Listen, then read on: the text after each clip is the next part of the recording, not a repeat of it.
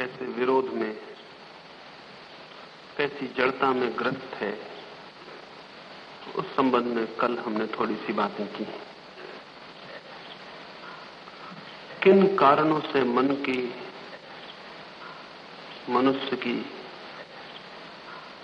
पूरी संस्कृति की ये दुविधा है, उस संबंध में थोड़ा सा विचार किया। दो तीन बातें मैंने कल आपसे कही। पहली बात तो मैंने आपसे ये कही कि हम जब तक भी जीवन की समस्याओं को सीधा देखने में समर्थ नहीं होंगे और निरंतर पुराने समाधानों,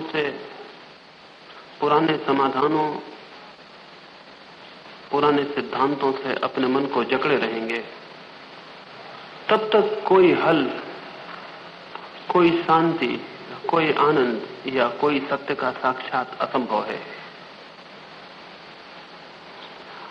आवश्यक है कि प्रत्येक व्यक्ति इसके पहले की जीवन सत्य की खोज में निकले, अपने मन को समाधानों और शास्त्रों से मुक्त कर ले। उनका भार मनुष्य के चित्त को ऊर्ध्वगामी होने से रोकता है। इस संबंध में थोड़ा सा मैंने आपसे कहा। इस समाधानों से अटके रहने के कारण दुविधा पैदा होती है। और दूसरी बात, हम अत्यधिक आदर्शवाद से भरे हों तो जीवन में पाखंड को जन्म मिलता है। हम वैसे दिखना और होना चाहते हैं जैसे हम नहीं हैं। हम दूसरे लोगों का अनुसरण, दूसरे लोगों की अनुकृति बनना चाहते हैं और तब जीवन स्वयं की सृजनात्मकता, क्रिएटिविटी खो देता है। तब हम नकल होकर, कापियां होकर रह जाते हैं। स्वाभाविक रूप से कोई भी आत्मा किसी दूसरी आत्मा की नकल या अनुकृति नहीं हो सकती। प्रत्येक आत्मा के भीतर अपना अद्वितीय जीवन है, अपनी यूनिक, अपनी बेजोड़ प्रतिभा और शक्ति है, वो विकसित होनी चाहिए। उसके बाबत थोड़ी सी बात मैंने आपसे कही और इसी संबंध में कहा कि जब तक हम अनुसरण करते हैं, दूसरों के ज्ञान को, उदार ज्ञान को अपने मस्तिष्क पर लादते हैं, तब तक हमारा मन द्वंद्व शून्य नहीं होगा। ये कल मैंने आपसे कहा। इस सबको एक छोटी सी कहानी में संक्षिप्त करके मैं आज की चर्चा आपसे शुरू करूं। मैंने सुना है एक बहुत बड़े नगर में एक फोटोग्राफर ने अपनी दुकान पर एक तख्ती लटका रखी थी। दूर एक आदिवासी राजा शहर आया, पहली बार आया। उसके मन में भी चाह उठी कि मैं भी फोटो उतरवाऊं। वो उस फोटोग्राफर के स्टूडियो पर गया। उसने वो तख्ती पढ़ी। उस तख्ती पर लिखा हुआ था, फोटो उतरवाने के दाम लिखे हुए थे। उस पर लिखा था, जैसे आप हैं, यदि वैसी ही फोटो उतरवानी है तो 10 रुपए। जैसे आप चाहते हैं कि आप दूसरों को दिखाई पड़े, अगर वैसी फोटो उतरवानी है तो 15 रुपए। जैसा आप कामना करते हैं कि आपको होना चाहिए था, यानी भगवान आपको जैसा बनाता, अगर वैसी फोटो उतरवानी है तो 20 रुपए। वो थोड़ा हैरान हुआ। देहात का, जंगल का सीधा साधा राजा था। उसकी समझ में नहीं आया कि ये कैसा मामला है। उसने स्टूडियो के मालिक को पूछा कि क्या पहली फोटो के अलावा दूसरी फोटो उतरवाने लोग भी यहां आते हैं? क्या ऐसे लोग भी हैं जो दूसरी बाकी फोटो उतरवाना चाहते हो? उस स्टूडियो के मालिक ने कहा, आप पहले आदमी हैं जो ये पूछते हैं। अब तक पहली फोटो उतरवाने तो कोई आया ही नहीं। कोई अपने जैसा दिखना ही नहीं चाहता।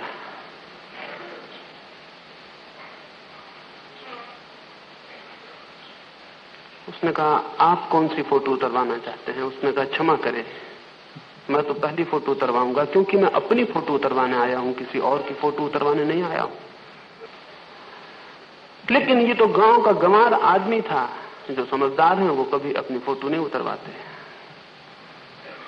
वो महावीर की फोटो उतरवाते हैं, बुद्ध की फोटो उतरवाते हैं, कृष्ण की फोटो उतरवाते हैं, क्राइस्ट की फोटो उतरवाते हैं, अपनी फोटो नहीं उतरवाते। और इसलिए दुनिया में द्वंद्व है, क्योंकि कोई आदमी अपना जैसा होने को राजी नहीं है, तैयार नहीं है। इसके लिए बहुत करेज की, बहुत साहस की जरूरत है।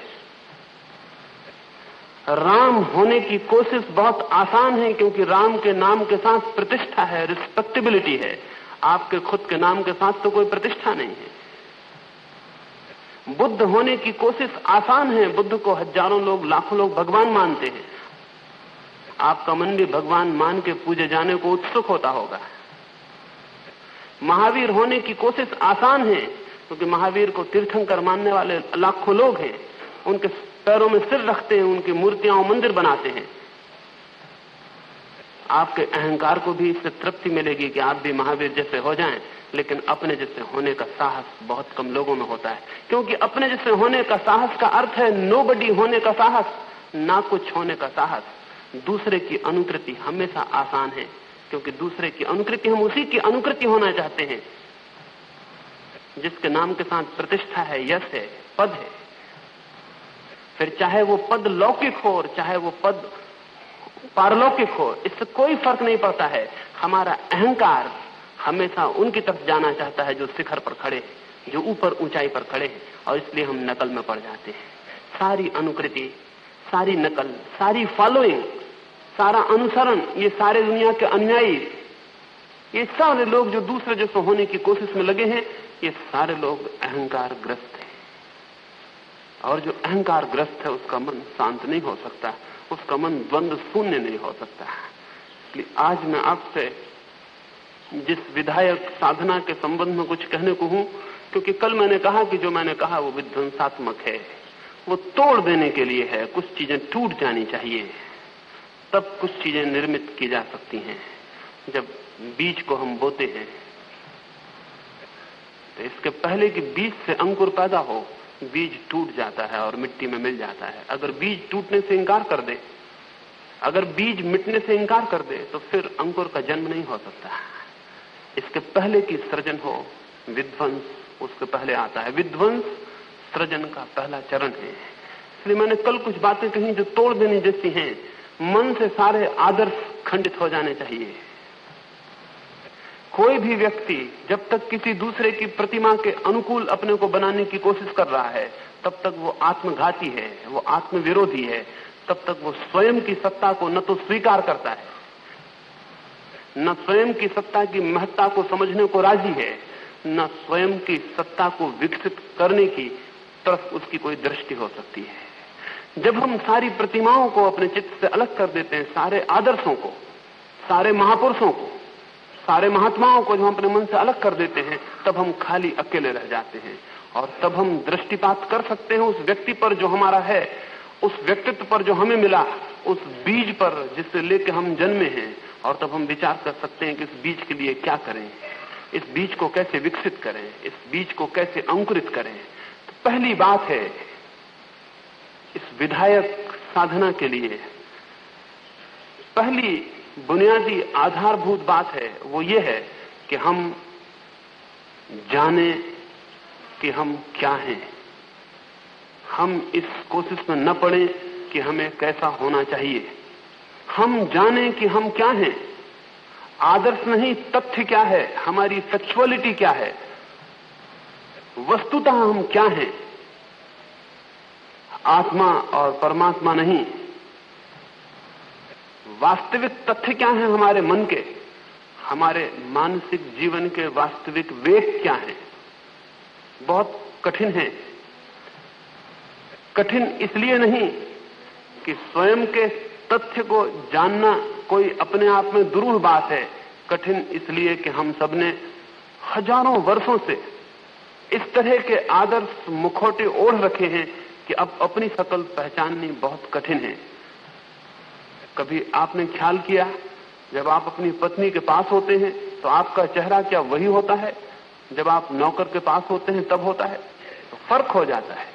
जब आप नौकर की तरफ आंख उठाते हैं तो वे आंखें दूसरी होती हैं, जब आप पत्नी की तरफ आंखें उठाते हैं तो आंखें दूसरी होती हैं, जब आप एक भिखमंगे के बच्चे को देखते हैं तो वे आंखें दूसरी होती हैं। दिन में 24 घंटे गिरगिट की भांति आपके मुखौटे, आपके चेहरे, आपकी आत्मा हवा की तरह बदलती रहती है। कभी इस पर ख्याल किया है? कभी इस पर विचार किया है? कभी इस पर दृष्टिपात किया है? आपका चेहरा कौन सा है? आपका ओरिजिनल फेस क्या है? आप कौन हैं? आपका तथ्य क्या है? 24 घंटे बदले जा रहे हैं। 24 घंटे दफ्तर में मालिक के पास होते हैं, बॉस के पास होते हैं तो आपका चेहरा कुछ और है। चपरासी के साथ खड़े होते हैं, आपका चेहरा कुछ और है। मित्र के साथ खड़े होते हैं, चेहरा कुछ और है। अपरिचित के साथ खड़े होते हैं, चेहरा कुछ और है। अगर आपको पता है आपका असली चेहरा कौन सा है, 24 घंटे जो आदमी चेहरे बदलता रहता है वो धीरे धीरे भूल जाता है उसका तथ्य क्या है, उसकी सेक्सुअलिटी क्या है। मैंने सुना एक महिला एक खजांची से कुछ रुपए भुनाने गई थी खजाने में। उस खजांची ने उसको कहा कि मैं ये कैसे मानूं कि आप ही हैं। वो किसी तरह की साक्षी और गवाही चाहता था। तो पूछा कि मैं कैसे मानूं कि आप ही हैं। उस महिला ने जल्दी से अपने वैनिटी बैग से अपना आईना निकाला, अपना चेहरा देखा और कहा कि मानिए मैं ही हूं। उसने कहा मान लीजिए मैं ही हूं। और उसके पहले उसने आईना निकाल कर अपना चेहरा देख लिया। अगर आईने ना हो तो हमें अपने आप को पहचानना कठिन हो जाएगा, क्योंकि हमें अपनी मौलिक प्रतिभा का, अपनी मौलिक क्षमता का, वो जो हमें जन्मजात तथ्य है उसका हमें कोई पता नहीं रहा। हमने खूब वस्त्र ओढ़ लिए हैं और हम उन वस्त्रों में इस भांति भूल गए हैं। यह आश्चर्यजनक है, मनुष्य वस्त्रों में खो जाता है और हम वस्त्रों में खो गए हैं। जब आप प्रेम प्रकट कर रहे होते हैं तब क्या कभी आपने गौर किया, कभी देखा कि वो प्रेम आपके भीतर है या कि आपके शब्दों में है? और वे शब्द उन किताबों से लिए गए हैं जिनमें प्रेम की बातें कही गई हैं। जब आप प्रेम करते हैं तो प्रेम आपके भीतर है या कि आप प्रेम का दिखावा कर रहे हैं? जब आप भले आदमी का दिखावा करते हैं तो भला आदमी आपके भीतर है या आप अभिनय कर रहे हैं? हम 24 घंटे एक्टिंग्स में लगे हुए हैं, न मालूम किस किस तरह की एक्टिंग्स हैं जो हम कर रहे हैं, और धीरे धीरे इसमें हमारा तथ्य खो गया है। और ये एक्टिंग हम क्यों करना चाहते, कौन सा कारण है?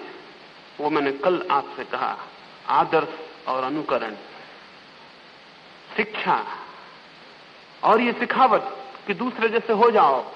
हमने बहुत अच्छे अच्छे चेहरे ओढ़ रखे हैं, इसलिए अपने तथ्य को जानना असंभव हो गया है। स्मरण रखें, जो अपने तथ्य को जैसा वो है नग्न वस्तुतः, जब तक कोई व्यक्ति अपने उस तथ्य को नहीं जानेगा तब तक उसके जीवन में कोई बुनियादी क्रांति नहीं हो सकती। क्योंकि जो स्वयं को पहचानता ही नहीं वो स्वयं को बदलेगा कैसे, उसमें कोई बदलाहट कैसे होगी? हम सब अपने को बदलना चाहते हैं लेकिन अपने को जानना नहीं चाहते। आप महावीर बनना चाहते हैं, बुद्ध बनना चाहते हैं, क्राइस्ट बनना चाहते हैं, लेकिन आप अपने को जानना नहीं चाहते। जानने में तो दुख होगा, पीड़ा होगा, तप होगा, क्योंकि खुद को जानना कठिन और दुरूह इसलिए है कि हम दूसरों को धोखा देते देते अपने को भी धोखा दे दिए हैं। और आज अपनी परतें उघाड़ना और अपने घाव देखना और अपने भीतर छिपे हुए पशुओं को पहचानना, हमारे अहंकार को अपनी ही आंखों में गिराना होगा, खुद ही खंडित करना होगा। हमने खुद अपनी जो तस्वीर बना ली है बहुत सुंदर, जब हम भीतर झांकेंगे तो बहुत कुरूप व्यक्ति को वहां पाएंगे। और तब परिणाम क्या होता है, जब जब हमें अपने भीतर कुरूपता दिखाई पड़ती है, जब तक अपने भीतर कोई असुंदर तत्व दिखाई पड़ता है, तभी हम क्या करते हैं? तब हम ये करते हैं, उस असुंदर को सुंदर से ढांकने की कोशिश करते हैं। मैं एक गांव में गया, एक घर में मैं ठहरा। उस घर में बहुत गंदगी थी। जिस कमरे में मुझे ठहराया उसमें बड़ी दुर्गंध थी, तो उन्होंने बहुत इत्र वहां छिड़क दिया, खूब फूल लाके लगा दिए। जब मैं पहुंचा तो वहां इत्र इत्र था। जरूर मुझे शक हो गया कि जब इतना इत्र छिड़का है यहां जरूर कुछ बदबू होनी चाहिए। नहीं तो कौन इत्र छिड़कता है? इतने इत्र छिड़कने की जरूरत क्या है? जरूर यहां कुछ बदबू होनी चाहिए। थोड़ी देर में इत्र तो उड़ गया। रात जब मैं सोया तब तो इत्र था, जब सुबह उठा तो बदबू थी। उस बदबू को छिपाने के लिए इत्र छिड़क दिया। जो आदमी जितना कुरूप होता है उतना सुंदर वस्त्रों में अपने को ढांकने की कोशिश में लग जाता है। जो आदमी जितना कुरूप होता है उतने सुंदर होने की सारे के सारे आयोजन, सारे प्रसाधन खोजने लगता है। ये सारी खोज किसी चीज को ढांकने के लिए होती है।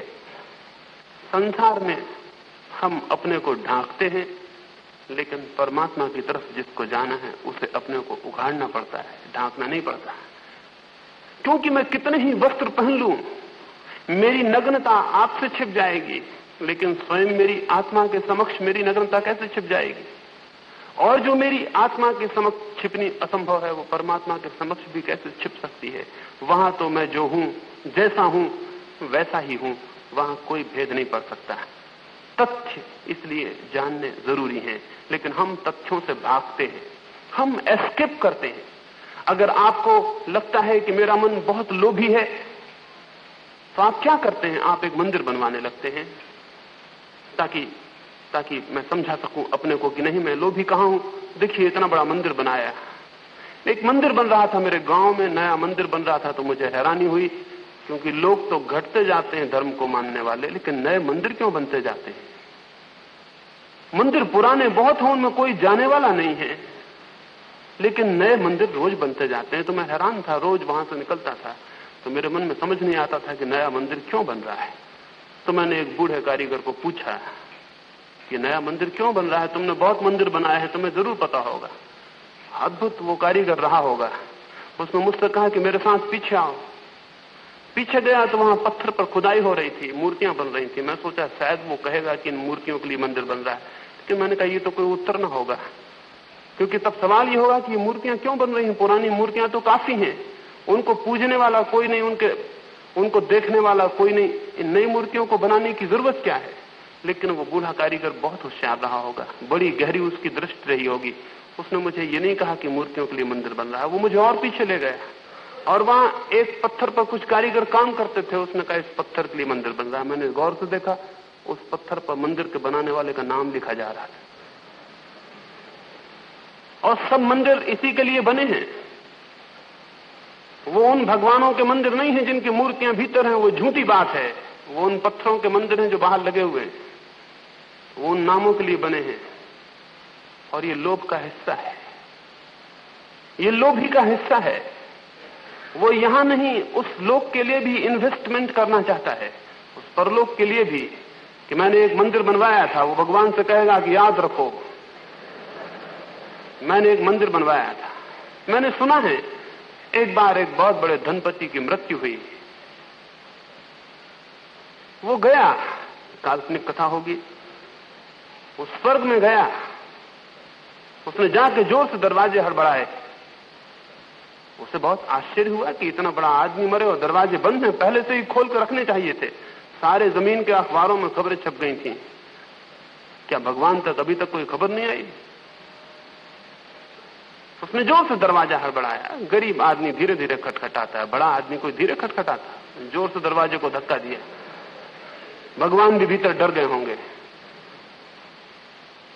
दरवाजा उठ के भगवान ने खोला और पूछा कहिए। उसने कहा कहिए क्या? क्या पता नहीं चला आपको कि मैं मर गया हूं? इधर खबर नहीं आई? यहां कौन सा अखबार आता है? सभी अखबारों में करीब करीब खबर छपी है और सभी के पहले पृष्ठ पे छपी है। कहीं तो मैं समझा, लेकिन आपका प्रयोजन क्या है, क्या चाहते हैं? उसने कहा मैं स्वर्ग चाहता हूं। और उसने खींच से नोटों का बंडल निकाला, वो सांस लेता आया था। तुम सोचा दुनिया में जो आदतें काम करती हैं, आखिर भगवान भी क्या दूसरे ढंग का होगा? भगवान के हाथ में वो रुपए थमाने चाहे। भगवान ने कहा क्षमा करें, शायद आपको पता नहीं, आपकी दुनिया के सिक्के यहां नहीं चलते, रुपए बेकार हैं, वहां के कोई सिक्के यहां नहीं चलते हैं।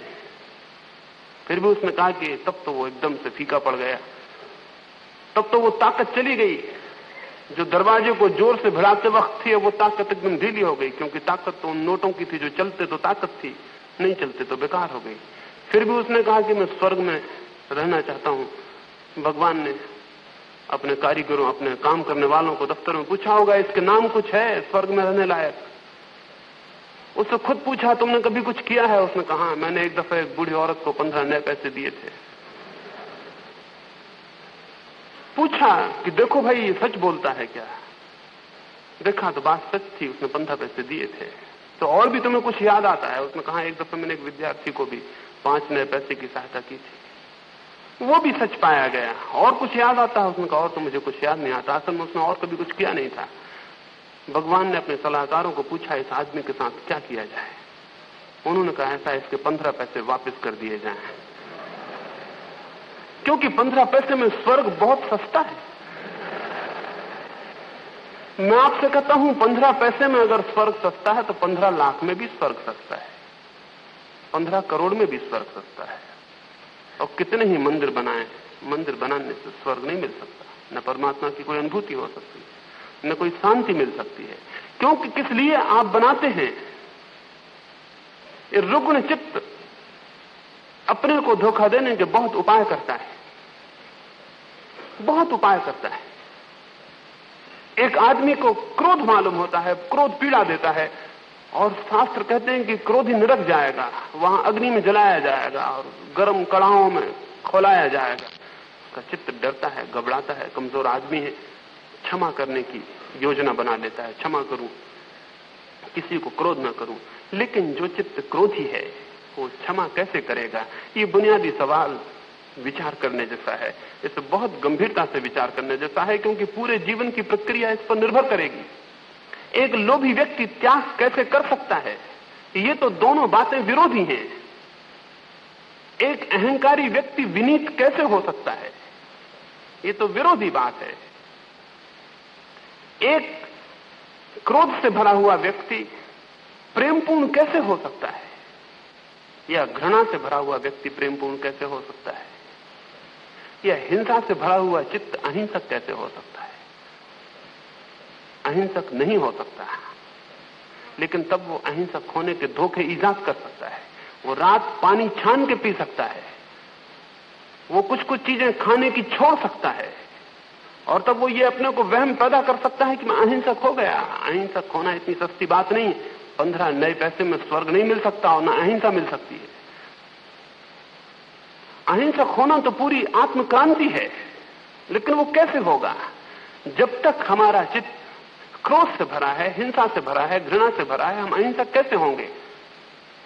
लेकिन ये क्रोधी हिंसक चित्त अहिंसक होना चाहता है, तब ये कोई तरकीब ऊपर से ढांक लेता है। भीतर हिंसा सरकती है, ऊपर से अहिंसा का वेश अख्तियार कर लेता है। ज्यादा गहरी नहीं है इसकी अहिंसा, स्किन डीप भी नहीं है। जरी सा इसको उकसा दें, इसकी हिंसा बाहर आ जाएगी। अभी हिंदुस्तान में हमला हुआ दूसरे मुल्कों का, इस मुल्क के सब अहिंसक एकदम हवा हो गए। यहां मुल्क के साधु भी युद्ध की भाषा बोलने लगे। वो भी बोले कि अब तो अहिंसा की रक्षा के लिए हिंसा की जरूरत है। कैसा पागलपन का मामला है! एक आदमी कहे कि सत्य की रक्षा के लिए अब तो झूठ बोलने की आवश्यकता है, तो रक्षा किसकी होगी? एक आदमी कहे अहिंसा की रक्षा के लिए अब तो हिंसा की जरूरत है, तो रक्षा किसकी होगी? एक आदमी कहे कि भगवान की रक्षा के लिए अब तो शैतान के मंदिर बनाने की जरूरत है, तो रक्षा किसकी होगी? लेकिन इस मुल्क को जिनको हम कहते हैं अहिंसक, उनकी अहिंसा भी 2 क्षण में उखड़ गई। क्योंकि वो बहुत पतली है, ऊपर छाई हुई है, भीतर तो कोई अहिंसा नहीं है, हो भी नहीं सकती। हिंसक मनुष्य, हिंसक चित्त कभी भी अहिंसक कैसे हो सकता है? वो अहिंसा को थोप लेगा, कल्टीवेट कर लेगा, लेकिन उससे क्या होगा? एक जिसके व्यक्ति के भीतर कामुकता है, सेक्सुअलिटी है, वो अगर ऊपर से ब्रह्मचर्य को ओढ़े तो क्या होगा? सेक्सुअलिटी नष्ट हो जाएगी? नहीं, उसकी अंतर्धाराएं प्रविष्ट हो जाएंगी। ऊपर ब्रह्मचर्य की बातें होंगी, भीतर सेक्सुअलिटी, भीतर कामुकता गहरी होकर घूमने लगेगी। एक साध्वी से मैं बातें कर रहा था, समुद्र के किनारे थे, जोर की हवा चलती थी। अब मेरा कोई कसूर भी नहीं था, हवाएं मेरे चद्दर को उड़ाने लगी। वो साध्वी को छू गया, साध्वी को छू गया तो जैसे उनके प्राण कब गए।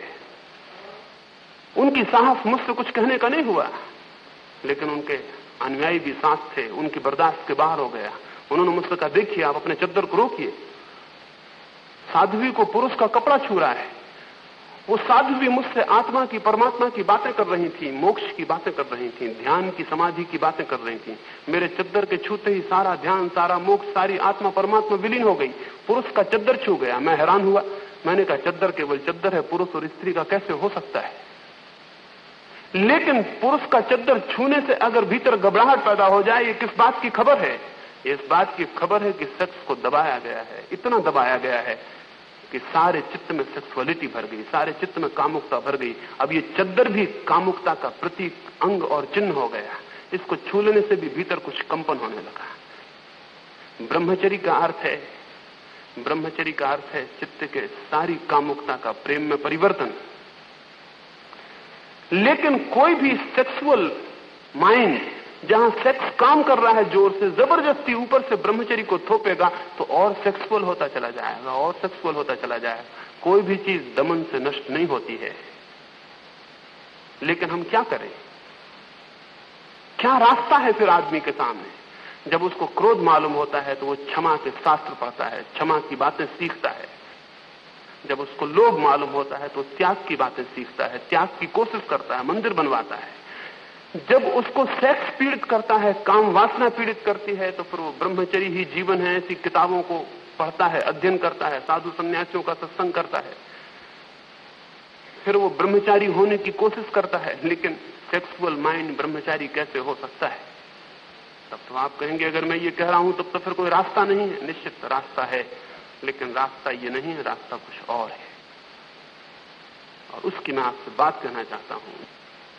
जो व्यक्ति अपने जीवन के तथ्यों में कोई क्रांति लाना चाहता है, पहली बुनियादी बात है उन तथ्यों से भागे नहीं, क्योंकि भागता है कमजोर और बदलाहट के लिए चाहिए ताकतवर।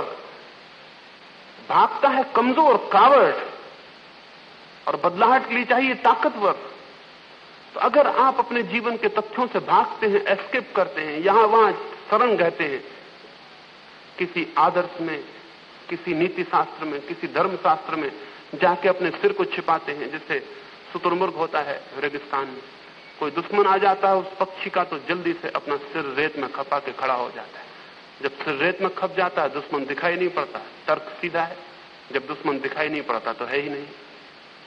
लेकिन दुश्मन न दिखाई पड़ने से नष्ट नहीं होता, बल्कि जब दुश्मन आपको नहीं दिखाई पड़ता तभी खतरा शुरू होता है, क्योंकि तब दुश्मन के हाथ में आप हो जाते हैं, तब कोई बचाव का रास्ता नहीं रह जाता।